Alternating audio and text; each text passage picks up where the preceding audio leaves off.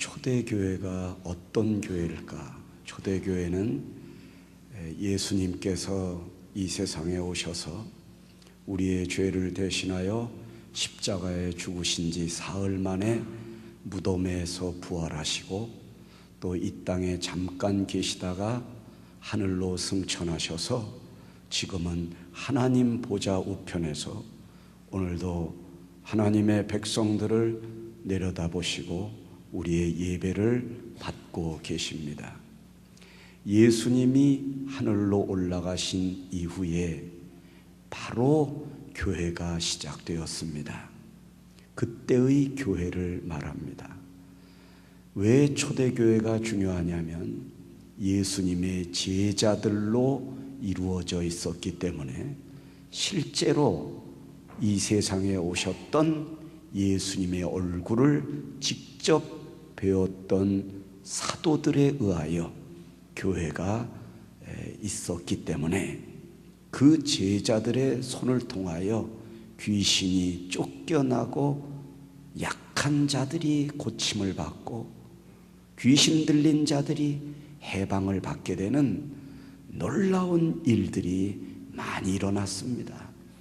그래서 우리가 초대교회로 돌아가자 이렇게 이야기하는 것은 그때처럼 우리 교회도 그런 일이 일어나야 되겠다.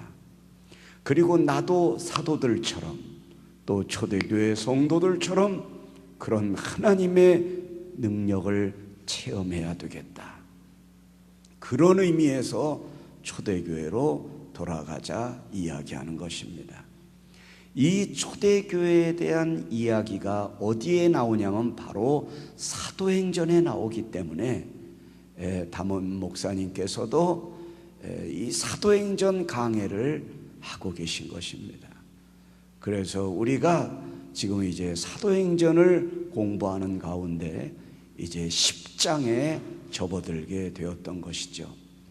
사도들도 중요하지만 사도들에 의해서 복음을 받아들이게 되는 사람들도 중요합니다.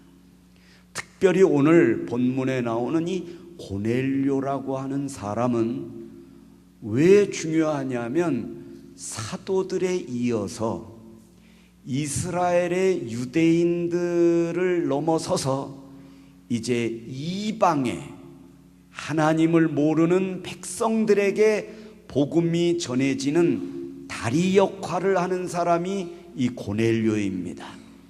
이 고넬료가 예수님을 믿게 됨으로 말미암아 소아시아와 마게도니아, 오늘날 유럽, 프랑스, 스위스 뭐 이런 나라들을 거쳐서 영국을 거쳐서 미국에 복음이 전해지게 되지요. 그래서 미국을 경유해서 중국에 복음이 전해지게 되었고 중국을 통하여 우리나라에 복음이 전해지게 된 것입니다. 그러므로 고넬료가 아니었었으면 오늘 우리는 하나님을 만날 수 없었는지도 모르겠습니다. 그래서 하나님은 고넬료를 만나 주신 것처럼 우리도 어떻게 해야 하나님이 우리를 만나 주시겠는가? 하나님은 왜 고넬료를 주목하셨고 그를 기억하셨는가? 오늘 이 말씀을 통하여 그 은혜를 나누고자 하는 것입니다. 여러분, 사도행전 9장 33절에 보면 이런 말씀이 있습니다. 거기서 애니야라는 사람을 만남에 그는 중풍병으로 침상 위에 누운 지 8해라. 이제 이 애니야를 베드로 사도가 가가지고 고쳐주게 됩니다. 그런데 이 애니야에 대해서 하나님은 어떻게 기억을 하고 계시냐면 중풍병에 걸린 여자 이렇게 기억합니다. 8년 동안 중풍병에 걸려 일어나지 못하고 병상에 누워 있구나 이렇게 기억을 하십니다. 이 애니야에 대해서 우리가 알 수 있는 것은 그 외에는 아무것도 없습니다. 병들었던 여인, 중풍병으로 고생하는 여인, 그 가족들이 굉장히 고생을 했겠다. 굉장히 어려웠겠다. 돈도 많이 들었겠다. 병원에 치료비도 많이 들었겠다. 얼마나 답답할까. 교회도 못 오고 중풍병에 걸려 집에만 누워 있으니 아이고 너무 어려웠구나. 주님의 이름으로 연단을 받고 계시구나. 이렇게 생각할 수밖에 없습니다. 그러나 그게 다입니다. 애니야라는 여자는 그게 다예요. 그 이상의 이걸로 인해서 이 여자가 어떻게 고침을 받았다든지, 어떻게 하나님 앞에 기도했다든지, 어떻게 하나님 앞에 나가 부르짖었다든지 이런 내용이 거의 나와 있지 않습니다. 이런 사람으로 하나님 앞에 기억된다면 우리는 안타까운 사람이 될 수밖에 없습니다.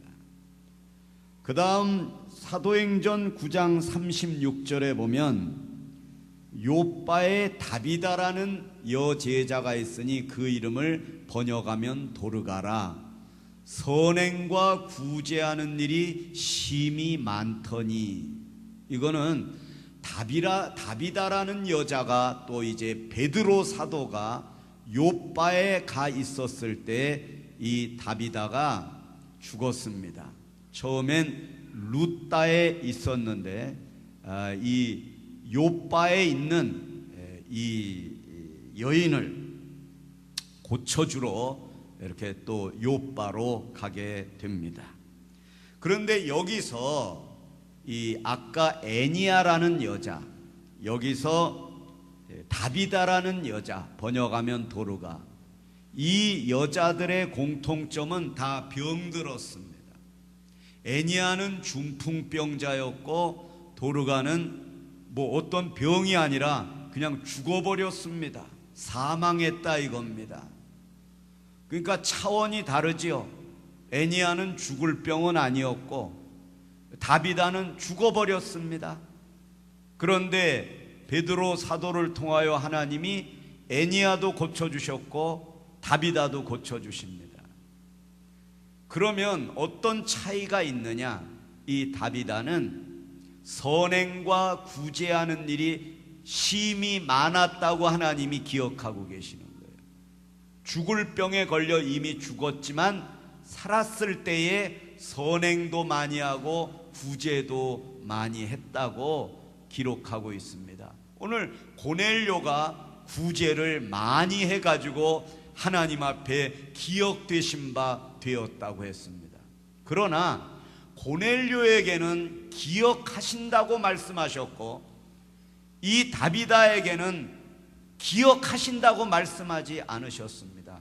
똑같이 구제를 많이 했는데 바로 이런 면에 여러분이 주목을 하셔야 됩니다. 우리가 병들었던 거 그거 중요한 거 아닙니다. 여러분이 가난하게 사는 가운데 교회 나와가지고 헌신 봉사하고 낙심하지 아니하고 예배하러 나왔다는 게 그렇게 중요한 것이나 대단한 일이 아니라는 것입니다. 누구나 다 가난하고 누구나 다 병들고 누구나 다 힘든 인생길을 살아가고 있는 것입니다. 그걸로 인해서 하나님이 우리를 기억하시는 일이 아니라는 것입니다. 심지어 구제를 많이 했습니다. 여러분 얼마나 구제를 많이 하시는 분이 계십니까? 남들보다 일찍 나와서 교사로 봉사하시며 가난하고 병든 아이들에게 선물도 주고 돈도 주고 과일도 주고 먹을 것도 챙겨주며 구제하고 가난한 집의 아이들의 등록금을 대주시며 가난한 집사님들의 가정에 과일도 사주고 쌀도 사주는 여러분들이야말로 얼마나 구제를 많이 하고 불쌍한 노인들을 하나님 앞으로 인도해 오시고 주일날마다 차로 데리고 가서 그분들을 모시고 나와 하나님을 예배하게 하는 여러분의 모습은 그야말로 하나님 보실 때는 구제 그 이상의 모습일 것입니다. 그러나 그것 때문에 하나님이 우리를 기억하신다고 그러지 않으십니다. 고넬료에게는 그 다른 무엇이 있었습니다. 보겠습니다. 사도행전 10장 2절입니다. 이 고넬료에 대해서 이야기하는 것입니다. 하나님께서 소개하십니다. 그가 경건하였다. 온 지방과 더불어 하나님을 경외했다. 백성을 많이 구제했다. 하나님께 항상 기도했다. 이것 때문에 하나님이 그를 기억하시는 겁니다. 경건했다. 항상 기도했다. 많은 사람들을, 백성들을 구제했다. 하나님을 경외했다. 이것 때문에 하나님이 기억하시는 게 아니고 이 구절에서 하나의 사실 때문에 하나님은 고넬료를 기억하셨어. 그게 뭔 줄 아십니까? 온 집안과 더불어. 이거를 여러분 놓치시면 안 됩니다. 다른 사람들은, 이 다비다는 구제를 많이 했지만 온 집안과 더불어 구제했다고 나오지 않습니다. 그러므로 고넬료에게만 있는 단어, 고넬료에게만 주어지는 문장이 뭐냐? 온 집안과 더불어. 더불어라는 말은 with, 함께, 혼자 아니고 같이. 자기만 축복을 누리는 게 아니라 같이 축복을. 구역 식구 중에 누가 병원에 입원했다. 한 번 예의상 가서 위로하고 온 건 그와 함께 하는 게 아니고 어저께도 오늘도 내일도 자기 자식이 아픈 것처럼, 자기 부모가 아픈 것처럼 전화해주고 찾아가고 도와주고, 병원비는 어떻게 됐냐, 쌀은 있느냐 하고 안타까워하고, 그 사람이 검사를 하고 결과를 기다릴 때 내일이 결과를 보는 날이라면 오늘 저녁에 전화를 해서 기도하자고, 내일 결과 나오면 아니 내가 그 자리에 같이 가주겠다고 하는 게 함께 하는 것입니다. 시골에 계신 부모님께 용돈을 붙여드리는 것은 함께 하는 게 아닙니다. 아무리 돈을 많이 드리고 명절 때 가가지고 아무리 용돈을 많이 드려도 그런 사람을 향하여 하나님이 너는 네 늙은 부모와 함께 하는구나 이렇게 이야기하지 않으신다 이거예요. 여기서 온 지방과 더불어, 이 말은 헬라어로 파스 안 잊어버리겠죠. 신경통에 특효가 있죠. 파스.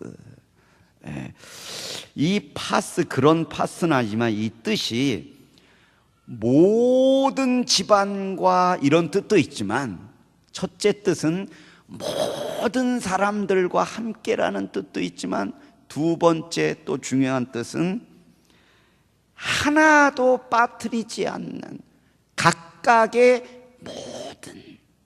이거는 여러분의 옆 사람에게 적용할 수도 있지만 여러분 자식에게 적용하라는 뜻이에요. 하나님이 고넬료는 모든 집안 사람들과 함께 하나님 앞에 나왔지만 그보다 먼저 자기 자신의 모든 것, 여기 몸은 나와 있지만 마음은 죄악 가운데 가 있는 것은 하나님이 여기서 말씀하신 모든 것과 함께 네가 나에게 오고 있구나 기억하시지 않는다 이거예요. 여러분들이 아내와 더불어, 남편과 더불어 여기 앉아 있지만 여러분의 마음은 다른 여자에게, 다른 남자에게 가 있다면 여러분은 하나님 앞에 나와 있지만 하나님은 여러분을 기억하시지 않습니다. 아무리 여러분들이 재능이 뛰어나고 아무리 여러분들이 물질로 봉사하고 충성한다 할지라도 여러분 자신의 그 어떤 연약한 부분을 포기해버리거나 죄악시해버리거나 나는 원래 그럴 수밖에 없어, 하나님은 이런 거 관심이 없으실 거야, 안 고쳐주실 거야, 나는 죽을지도 몰라, 나는 병들었어, 그런 절망을 하고 있으면 그거는 온 집안과 더불어 하나님 앞에 나오는 사람이라고 볼 수가 없습니다. 창세기 47장 12절에 요셉에 대한 이야기가 있습니다. 창세기 후반부에는 그 많은 창세기의 장을 하나님이 할애해 주셔서 요셉에 대한 이야기로 끝이 납니다. 하나님은 요셉을 기억하셨습니다. 요셉을 통하여 아버지 야곱을 애굽으로 와 그를 구원하게 하여 모든 이스라엘 민족들을 죽음 가운데서 해방시켜주는 다리 역할을 한 사람이 요셉입니다. 하나님은 요셉을 특별히 기억하셨습니다. 무엇 때문에요? 요셉의 구제 때문에요? 요셉의 어떤 뛰어난 학벌 때문에요? 아닙니다. 여기에 나와 있죠. 또 그의 아버지와 그의 형들과, 이건 직계 가족을 이야기합니다. 그리고 이제 직계 가족을 넘어섭니다. 그의 아버지의 온 집, 사돈의, 팔춘의, 이종, 고종, 먼 친척들 알지도 못해. 그냥 누구 몇 달이 건너가지고 소개해주면 그때 알 수 있는 어떤 친척, 그 아버지가 연결되어 있는 모든 친척, 예를 들면 여러분 김씨면은 김씨, 모든 김씨들까지 다 찾아내가지고 하여튼 조금이라도 연관이 있으면 그 아버지의 온 집의 식구를 따라, 한 사람 한 사람을 따라 다 먹을 것을 주어 봉양하였다, 다 챙겼다, 이겁니다. 여러분, 이거는 먹을 거를 줬다는 데서 끝나는 게 아닙니다.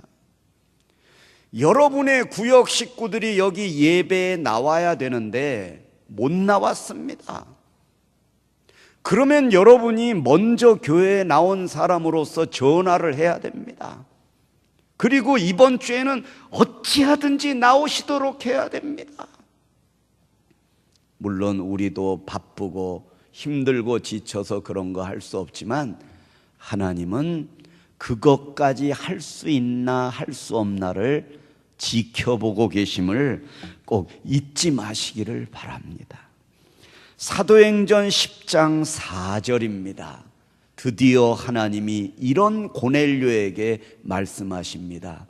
내 기도와 구제가 하나님 앞에 상달되어 기억하신 바가 되었으니, 여기서 기도와 구제가 아니라 내 기도, 네 구제, 네 고넬료야, 네가 하는 기도, 네가 하는 구제를 내가 기억한다. 이거는 다비다의 구제가 아닙니다. 많이 구제한 사람, 그 사람이 아닙니다. 고넬료의 구제를 말합니다. 고넬료의 구제에는 사랑이 담겨져 있고 믿음이 담겨져 있고 기도가 담겨져 있었습니다.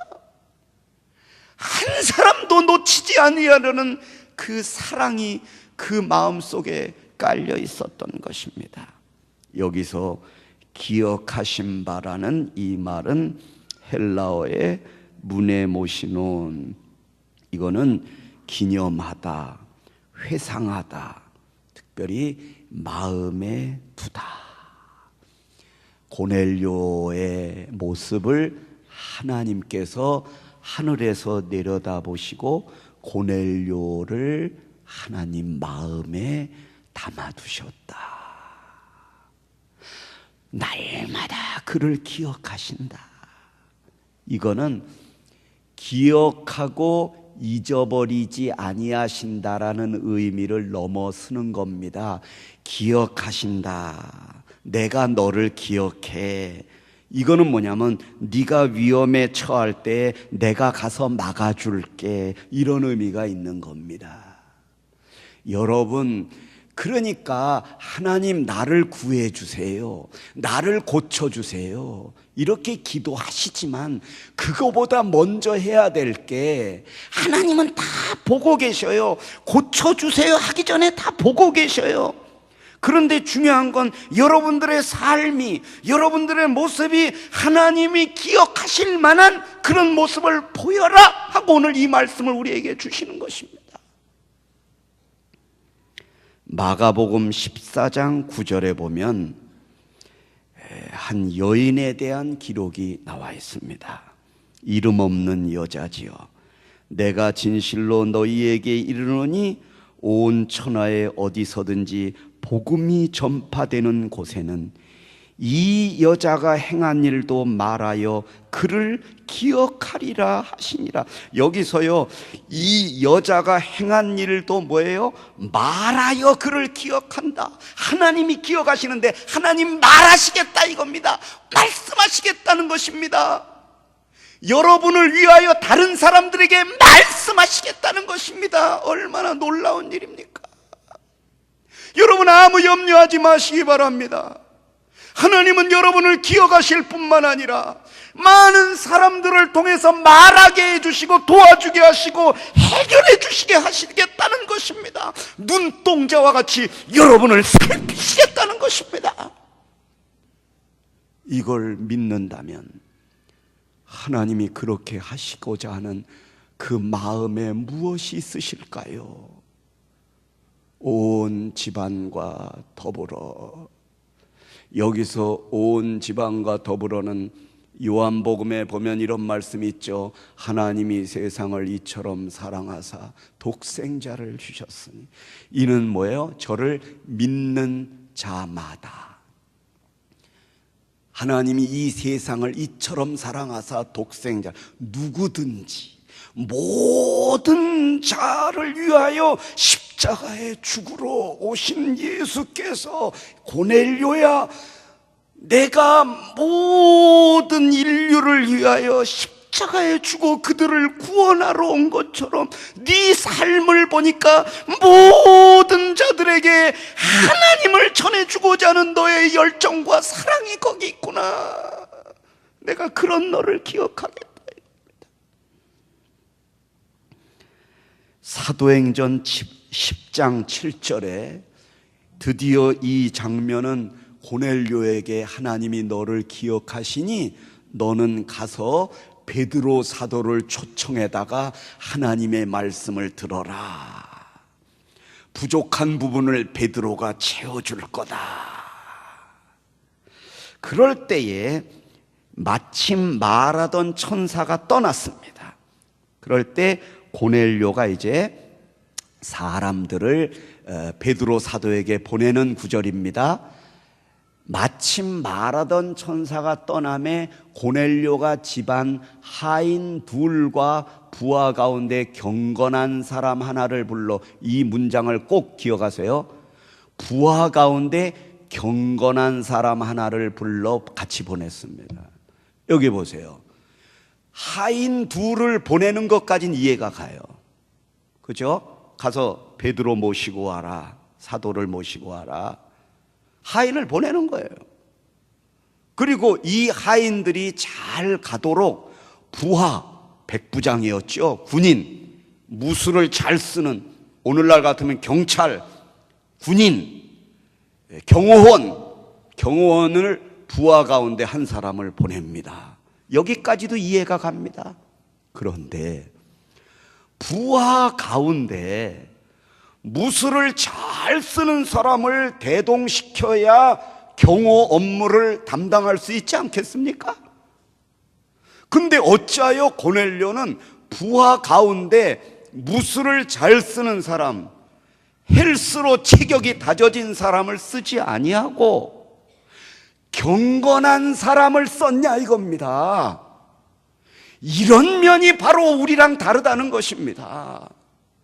고넬료의 마음 속에는 안전하고 무사하게 가게 하는 데는 무술도 필요 없고 힘도 필요 없고 능력도 필요 없고 하나님을 경외하는 경건한 자를 보내겠다는 이 고넬료의 중심에는 온전히 하나님 앞에 자신의 삶은 육신적인 어떤 힘이나 권력이나 건강이 아니라 하나님이 주시는 은혜가 있어야 살아갈 수 있음을 고백한 사람이라는 것입니다. 이게 귀한 겁니다. 이게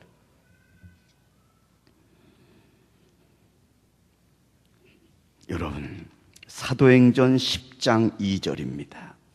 고넬료를 소개하고 있는 것입니다. 그가 경건하여. 하나님은 고넬료를 보실 때 제일 먼저 보신 게요, 물질도 아닙니다. 구제한 거 아닙니다. 항상 기도한 거 아닙니다. 경건했다, 이걸 보신 것입니다. 온 지방과 더불어 그건 두 번째라 이거. 첫째는 경건했다 이거. 사도행전 10장 8절. 사도행전 10장 8절. 이제요 여러분, 하인 둘과 부하 하나를 보내면서요, 그 부하에게, 그 하인들에게 이 일을 다 이루고 요바로 보내니라. 이 일을 다 이루고는요, 여기서 다 이루고는 설명하다, 상술하다, 해석하다 이런 뜻도 있지만 고백하다 이런 뜻이. 여러분, 주인이 하인을 보내면서 하나님이 자기에게 말씀하신 모든 내용을 하인들에게 다 고백해요. 이게 가능한 일입니까? 우리가 그러잖아요. 엄마 가서 뭐라고 설명하라고? 알 거 없어. 그냥 가서 니네 아버지 오라 그래. 엄마 그래도 앞뒤 좌우 설명을, 이 애는 좀 애답게 놀아. 넌 알 것 없어. 내 몰라도 돼. 이러잖아요 우리가. 집사님, 아유 권사님은 그냥 몰라도 돼. 연세가 많으셔서 안 돼. 그냥 따라와. 이러잖아요 우리가. 근데 고넬료는 그러지 않았어요. 하인들을 보내면서 내가 꿈을 꿨는데 천사들이 나타나 하나님의 베드로 사도를 우리에게 보내주시는구나 하고 그 하인들에게 처음부터 끝까지 뭐예요? 다 이르렀다고 해서 다 하나도 빠뜨리지 않았다. 이거의 모습을 하나님이 기억하신 거예요. 그러니 사람 앞에도 이러니, 보잘것없는 하인들 앞에서도 이런 자세를 가지니 고넬료가 하나님 앞에는 어떤 자세를 가졌겠냐 이겁니다. 일일이 하나님 앞에 다 고백하고 비밀이 없이 하나님 앞에 나아가지 않았겠습니까? 마지막입니다. 룻기 2장 19절입니다. 구약시대에 고넬료와 같은 사람이 있었다면 바로 룻입니다. 고넬료도 이방인이었고 하나님을 모르는 사람이었다면 룻도 이방인이었습니다. 이스라엘 민족에게로 시집온 이방인 며느리였습니다. 시어머니가 그에게 이르되 오늘 어디서 주었느냐, 어디서 일을 하였느냐, 너를 돌본 자에게 복이 있기를 원하노라 하니, 룻이 누구에게서 일했는지를 뭐예요? 시어머니에게 말했다. 앞에 뭐가 있습니까? 알게 하여 말했다. 여기서 알게 하여는 폭로하다, 선언하다, 자세히 보고를 하다 뜻이 있어요. 여러분, 룻은 자기 남편 결혼한 지 10년 만에 죽었어요. 시아버지도 죽었어요. 늙으신 시어머니 아무것도 아니죠. 남편이 살아있을 때 어머니지, 남편이 돌아가시면 그 시어머니 버리는 며느리들이 얼마나 많습니까? 그런데 이 늙으신 시어머니가 이 며느리 나가서 노동일 그 잡일을 시키러 보냅니다. 그 저녁 때 들어옵니다. 오늘 어디 갔었니? 누구에게 갔어요? 어머니 가만히 계세요. 나 피곤해요. 어머니가 알면 뭐해? 이러지 않았습니다. 뭐 했습니까? 룻이 누구에게서 일했는지를 시어머니에게 고백했습니다. 선언했습니다. 다 보고 드렸습니다. 물어보면 또 대답하고 물어보면 또 대답했습니다. 10번 물어보면 10번 대답했습니다. 시어머니를 사랑했습니다. 그 영혼을 불쌍히 여겼습니다. 하나님이 이런 룻을 기억하지 않으실 수가 없었습니다. 여러분, 시간상 신약 성경을 볼 수 없지만 마태복음 1장에 보면 예수님의 족보가 계보가 나오는데, 예수님의 계보가 나오는데 거기 5절 6절을 나중에 보시기 바랍니다. 보아스는 이 보아스를 만나서 결혼하게 되거든요. 재혼을 하게 되는데, 보아스는 룻에게서 오벳을 낳고, 오벳은 이새를 낳고, 이새는 다윗 왕을 낳으니라. 여러분, 구약 수천 년 전에 살았던 룻을 하나님은 기억하셔서 신약 성경 사도들의 머릿속에도 기억나게 하시는 하나님이십니다. 그래가지고 이 룻을 하나님이 어디에다가 앉혀놓냐면은 다윗 왕의 증조모의 자리에 하나님이 그를 앉히셨습니다. 그리하여 다윗 왕을 통하여 예수 그리스도가 이 세상에 오시는 놀라운 구원의 반열에 이 여인을 있게 하신 것입니다. 룻을 기억하시는 하나님, 고넬료를 기억하시는 하나님, 오늘 여기 하나님을 예배하는 우리를 기억하여 주옵소서. 기도하겠습니다.